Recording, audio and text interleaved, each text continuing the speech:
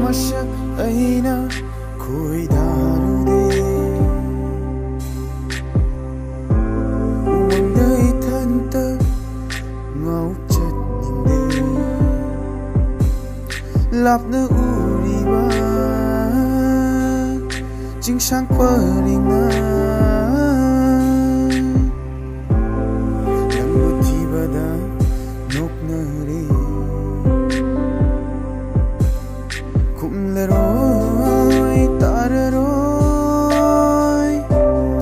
Haibagi matugumna unjaige nungsibi Halakhona yumsida fothafum khangdare Luren mai shalakta kangaure Loyalam shishu mamlatle Tawayo hoy binang Chakhiba nu Meetei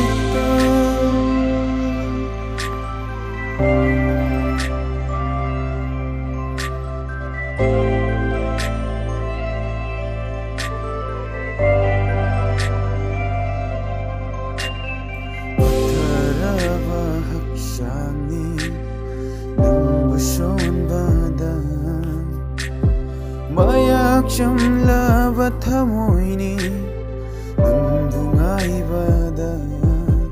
O karigumba lambi ama leiraba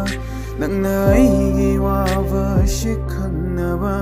Hairamgani aina nangi nafamda Aina nangbu kayay matik ningsingba Kumlarot tararoy Haibagi matawgumna unjaigi nungsibi Halakhona yumsida fothafum khangdare Luren mai shalakta kangaure Loyalam shishu mamlatle Tawayo hoy binang na chakhiba nu Meetei